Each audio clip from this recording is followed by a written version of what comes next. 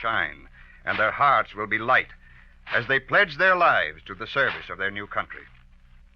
Aye, there's a lesson in the way they will accept their citizenship for all of you. For you have come to take what they call a treasure in a casual way. What does American citizenship mean? That's my story for today, told by Judge Farwell, one of the men who will administer the oath to some new citizens as they accept their treasure. Judge Farwell is a wise man, but even he had to learn the dangers of routine living and casual thinking.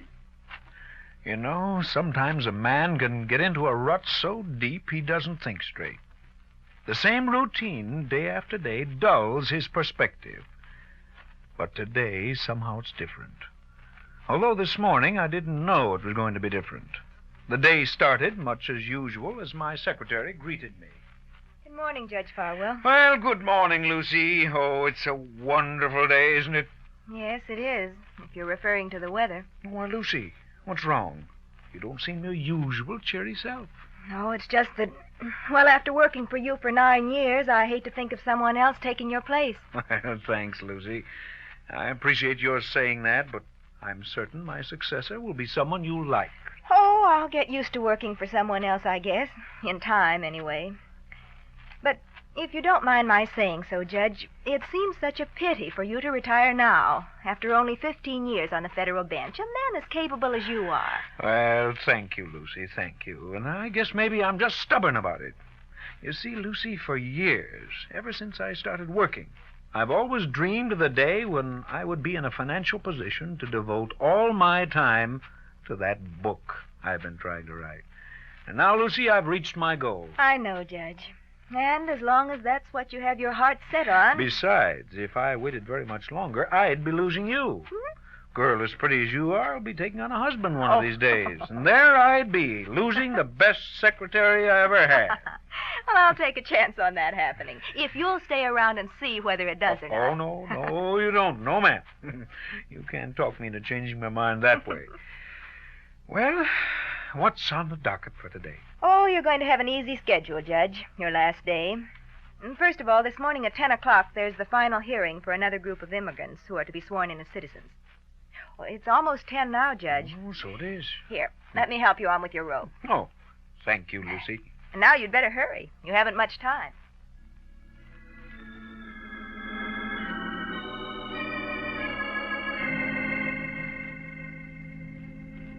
And so each of you has filed a petition for naturalization. You've learned to read and write the English language as well as to speak it. You have resided in the United States continuously for a period of 5 years, and in this state for 6 months. The court is satisfied that these and all other requirements of law for citizenship have been fulfilled by you, and that all statements made by you in this final hearing are correct. The court now requests that you all rise and come toward the bench. All rise and come toward the bench. Now you all face the bench and raise your right hands. You will repeat together the oath of allegiance to the United States of America. I hereby declare on oath that I absolutely and entirely renounce and abjure all allegiance. as I look at these smiling, earnest men and women standing before me, repeating the oath of allegiance to their new country, I keep wondering what it will mean to each of them to be an American. Now, I've heard many such groups repeat this oath, and I've watched them leave the courtroom proud and happy in their new status as American citizens. But somehow today this ceremony is taking on a new meaning. Perhaps because today is my last day on the bench, everything seems to be in sharper focus, to have a fuller meaning. Now, what does it really mean to be able to say, I am an American? I've often been told of what it means not to be an American, of the fears, the uncertainties, the oppression, the degradation that many of these people left behind them in other lands. But what actually are we offering these new citizens? We who were born in these United States, and take for granted the privileges which we have inherited. And what are these privileges that make up the homely, everyday life of the average American? Our everyday lives are made up of such little things of such seeming unimportance, like, well, for instance, planning a vacation, now that summer is almost here and we feel the urge to travel. Just last night I smiled to myself as I overheard the Potters having a family conclave about their vacation. The Potters live next door to me, and I could hear their voices quite clearly through the open window where I was sitting. Oh, Ethel, you know I want to be fair about this thing. I merely suggested that we go to Bass Point again this year for our vacation because last year you said you enjoyed it. But it was different there last year. The Websters weren't there. They'll be there this year, and I know just how it'll be. You and Bob Webster will be out fishing all the time, Oh, and I... Daddy, we aren't going to that goony Bass Point again this year, are we? I hate that place. And just what is there about Bass Point that doesn't meet with your approval, Kathy? No place would meet with Kathy's approval unless that dreamy, that swoony Bill Baker went along. That's not so. The trouble with you, Phil Potter, is you're just mad because your whole baseball team won't be there. Oh, you're full of beans. If we can't discuss this matter peaceably and calmly, we won't go away at all. Sorry, Daddy. It's just that I thought we were going to California, where we could see some real movie stars. Mother said that Oh, maybe this year she did she? Ethel, is this true? Did you promise Kathy a trip to California? Well, I did say something about it. Dad, how about Texas? Now, there's a spot. Texas? Oh, no, Phil. Texas would be much too hot. Oh, no, it wouldn't. Well, I've heard it isn't any hotter there in summer than Chicago. Besides, if I could just get to Texas, I might have a chance to play on a baseball team there. Make some real dough, too. Jack Stern says that there are a lot of... California, Texas. Good grief. What's the matter with his family? Every year we go through this. Never mind, dear. We'll probably end up going someplace we hadn't even thought of yet and all have a wonderful time. Look, I brought some travel folders. Now, perhaps for a change, we might try Colorado. Yes. The Potters seem to be having quite a time deciding on their vacation spot for this year. Well, whatever decision they make, it won't be an important world-smashing one.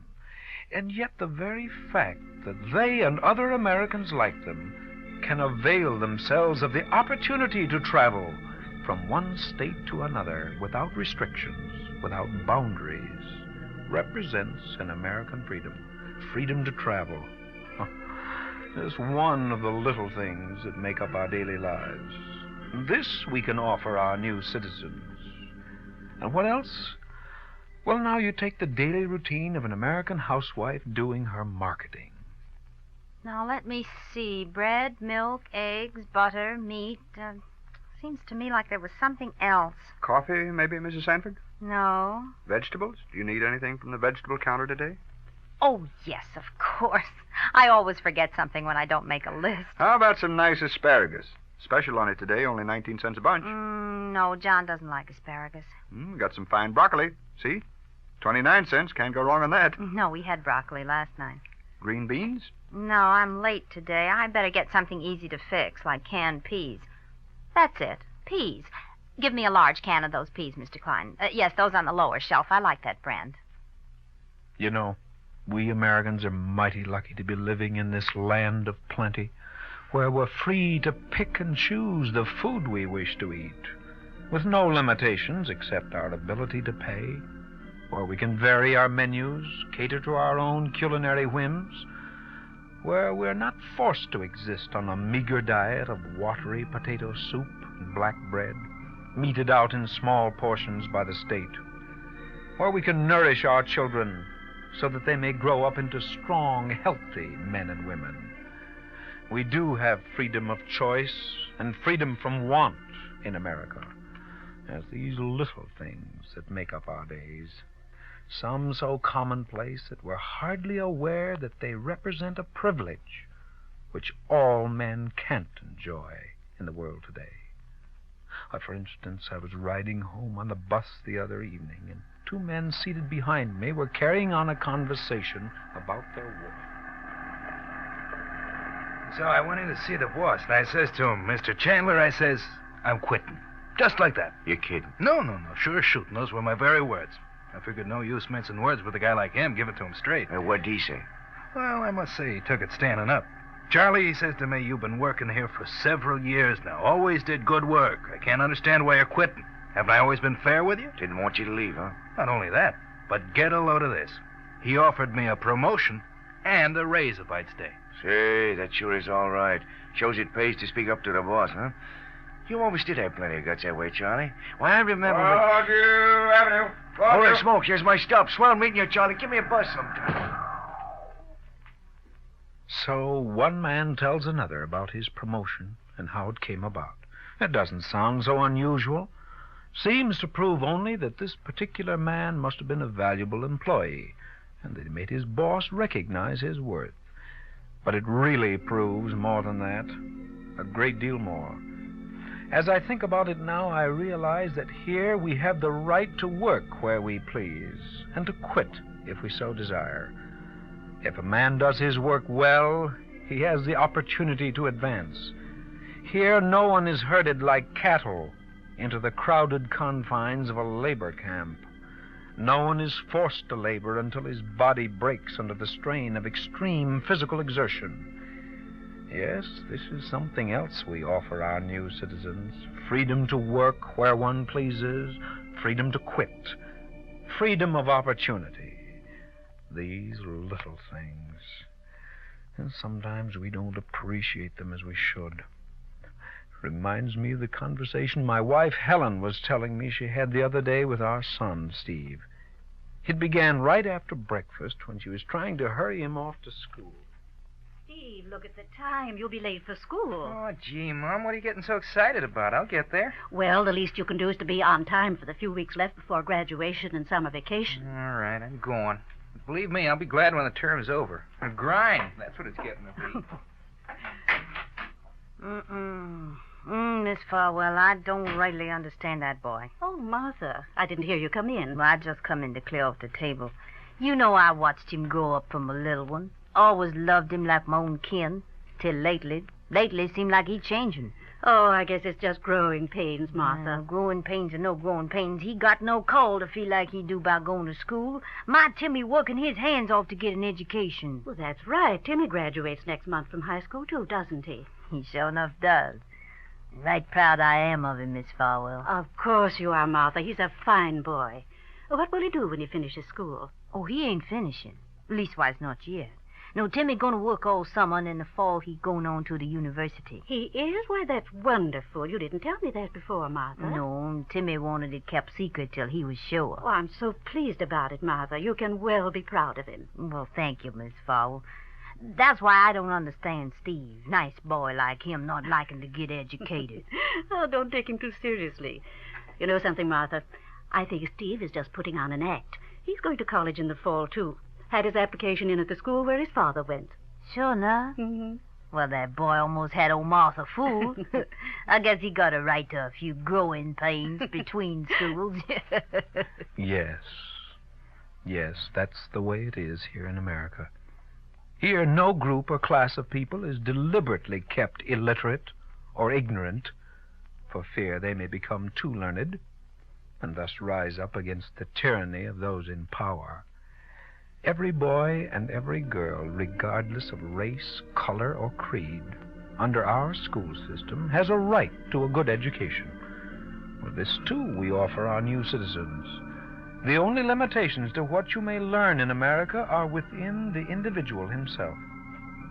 Education fosters the undeveloped talents, which are America's greatest source of wealth. I keep thinking and thinking of these little things that make up our daily lives, to many of us so trivial, like having your hair cut, which makes me think of Sam the barber and the conversation he was having one evening last week with a customer. I was waiting my turn and idly listening to them as they talked. Yes, Mr. Raleigh, sure is nice weather we're having. Turn your head just a little to the right, please. Okay. Oh, fine.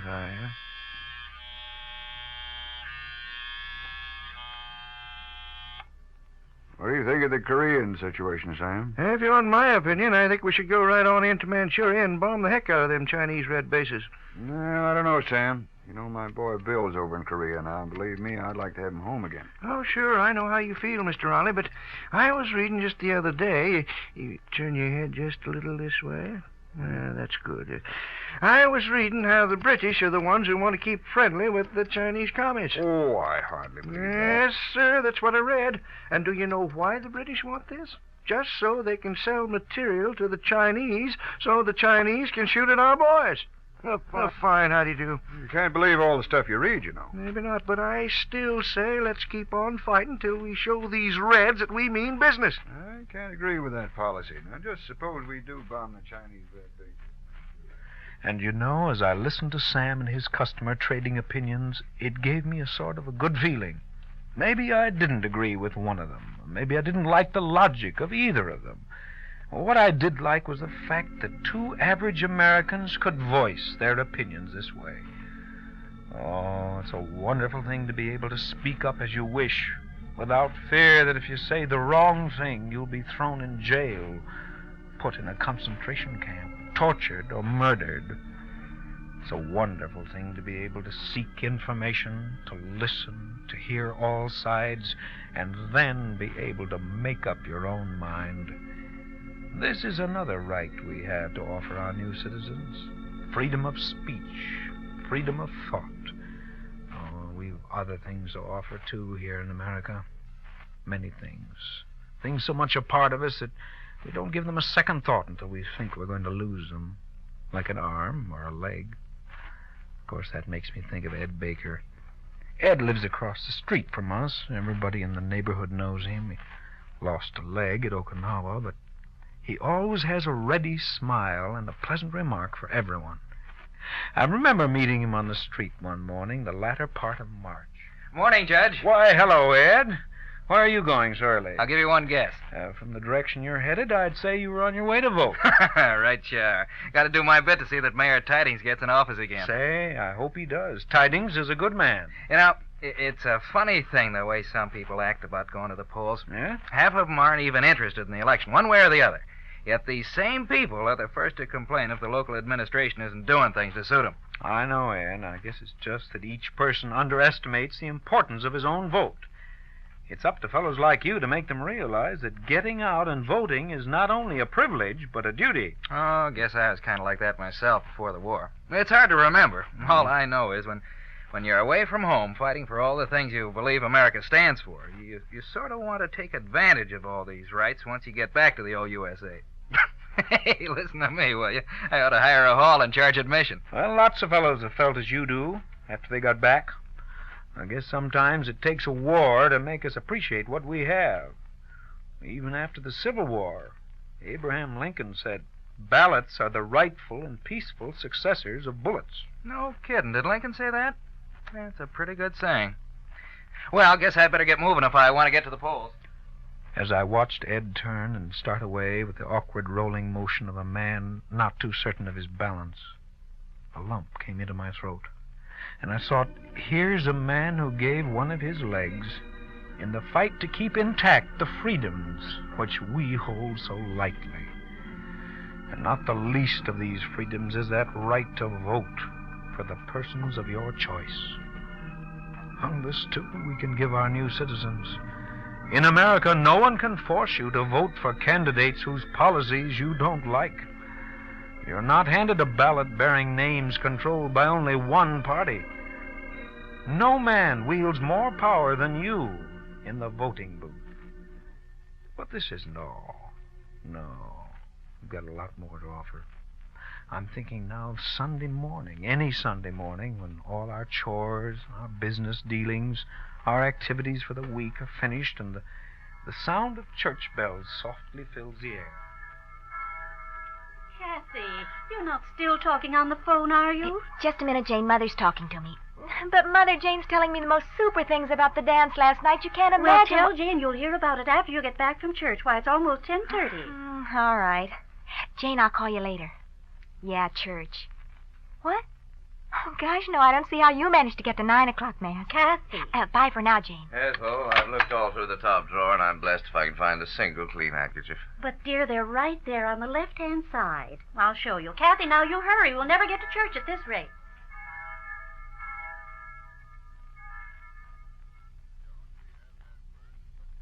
Congregation will please join in the responsive reading on page 397. The Lord is my shepherd, I shall not want. He maketh me lie down in green pastures. He leadeth me beside the still waters. He restoreth my soul. He leadeth me in the paths of righteousness.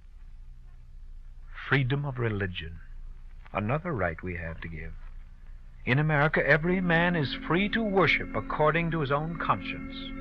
His religious creed is not dictated by the state. He doesn't have to follow his religious beliefs in secret, lest he be persecuted for having them. Yes, religion is the cornerstone of our republic. The little things that make up our daily routine, they seem so inconsequential, yet they mean so much.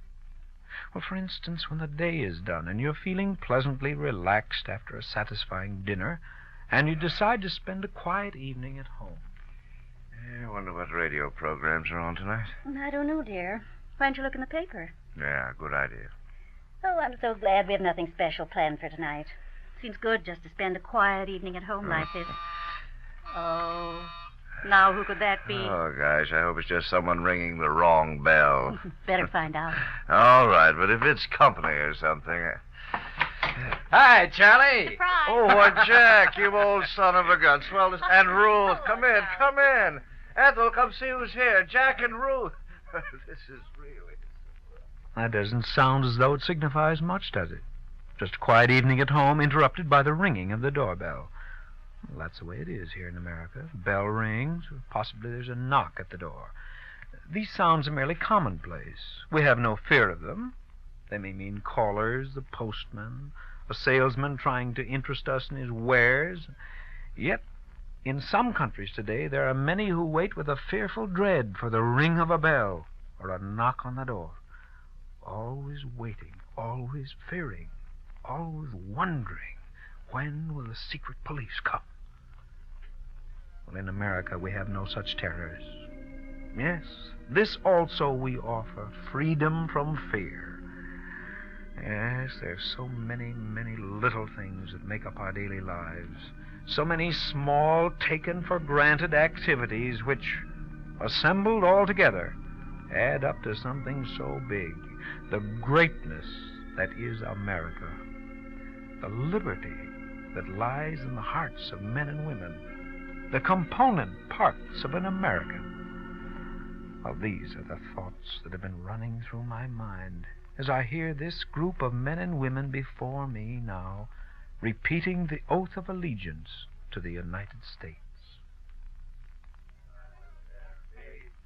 And allegiance to the United States of America, and that I take this obligation freely, so help me God.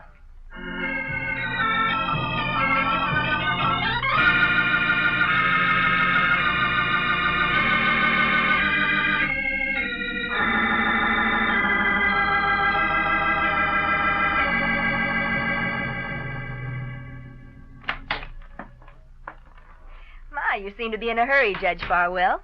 How did everything go in court? Lucy, I've come to an important decision. Well, you sound excited. It must be something special. I'm not going to retire at this time after all, Lucy. Why, that's wonderful. But what made you change your mind? Well, today, out there in that courtroom, I recaptured something I'd lost along the way. My ability to understand. I don't think I quite follow you, Judge. Today, Lucy, when I listen to those eager, solemn men and women give their pledge of citizenship, the words that I've heard so many times seem to come alive. For I began to really understand what the words meant to these people. I can't quit now, Lucy. I want to be here when more of these freedom-seeking people have completed their 5 years of residence in the United States. I want to be here when they take their oath of allegiance. I want to see their faces as they receive the gifts of freedom for which they've struggled to achieve. I want to stand before these new Americans and hear their voices ring out as they smile through tear-stained faces, overcome with the honest emotion of becoming free men. And I want to know that their presence will constantly remind me of what it means to say, I am an American.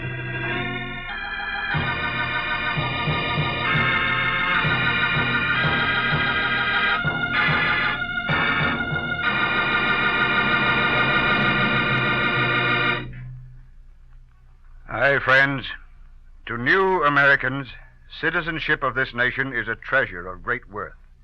Yet even Judge Farwell had to be reminded of that worth. Reminded by the shining eyes and vibrant voices of new citizens taking their oath of allegiance to the United States. Too many people need that reminder. Tomorrow, May 20th, I Am an American Day, is more than just a festive occasion to welcome new citizens. It is also a time for you, for all citizens, to remember that in my time, before my time, and to this very day, men have fought and died to gain for you a heritage of freedom. A heritage of freedom which you take much too casually. Aye, and that's why I'm here. Why I, Paul Revere, have come back to remind you that your way of life is something men have died to secure and preserve. Tomorrow, I Am an American Day, new citizens and old will take time to remember that American citizenship brings a heritage of freedom to the individual, which the individual must honor and protect. Aye, the price of freedom is eternal vigilance, and this you must remember. If you are to keep the American way of life, if you are to stay on the road toward destination freedom.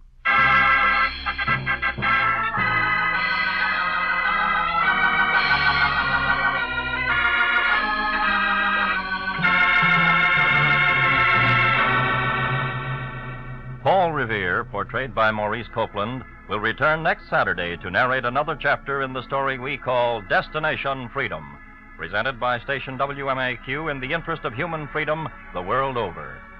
Today's script was written by Madeline Peters and produced under the direction of John Cowan. Arthur Peterson played Judge Farwell. Other members of the cast were Lorette Philbrandt, Geraldine Kay, Jack Lester, Alma Platts, and Russ Reed. The special music was composed by Emil Soderstrom and played by Helen Morton and Jose Bethencourt. Our engineer was Bob Daly, sound effects by Bill Rosé.